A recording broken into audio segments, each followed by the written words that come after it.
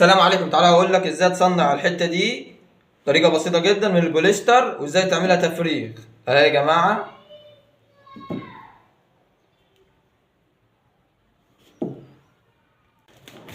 بس يا جماعه الاسطمبه بتاعتنا اهي. طبعا اهي بلاستيك، ده البوليستر. طبعا انا عامل ايه، بقلب بالخمسة 6 كيلو مع بعض. انت تقلب حاجات ايه بسيطه يعني، على كده تقلب نص كيلو ربع كيلو. بس هي انا هعملها على نصين. دي فكره على نصين اهي. الاسطمبه اهي.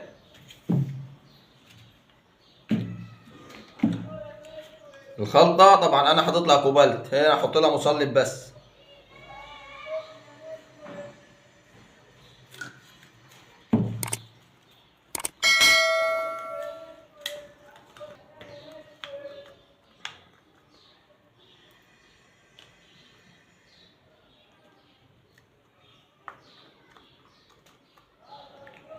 خلطة البوليستر دي انا عامل كيلو على 2 كيلو بودرة. كيلو بوليستر على 2 كيلو بودرة، عاملها تقيلة. انت تعملها ايه خفيفة.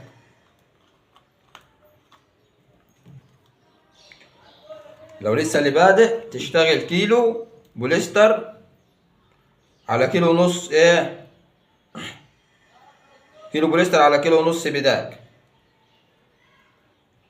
تبدأ توزع كده، ما تخليش حتة ما خدتش.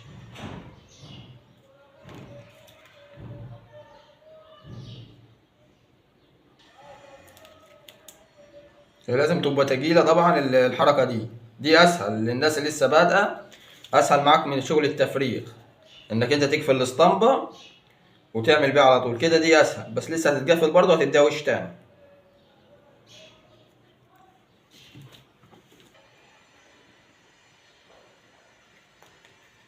بس يا جماعة قبل ما تنشف طبعا لازم تقفلها زين.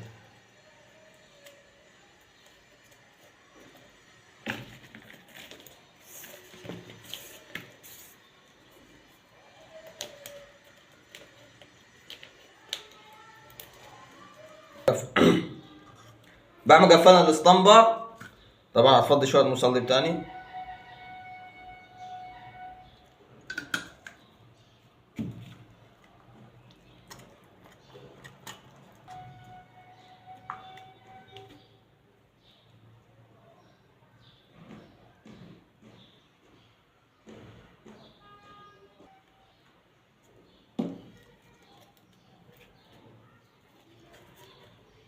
وهتقعد تلف لغاية ايه ما تتوزع طبعا. تستر على طول، بعد كده تحط الورقة وتسيبها على طول في حتة متساوية بس اهي. وهتسيبها في حركة ايه 10 دقايق. بعد ما سيبناها 10 دقايق طبعا نشفت اهي.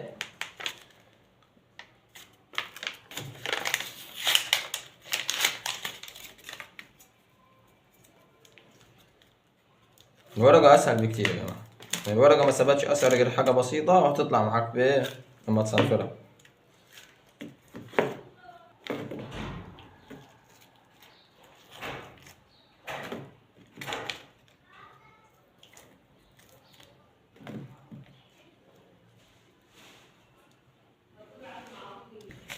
بس يا جماعة بعد ما طلعت على طول قطر حامي، عشان هي ما تتعبش طبعا ولا تشتري منك رف ايه. بعد ما نضفتها بالقطر كده ايه، محتاجاش حاجة غير ايه تصنفرها.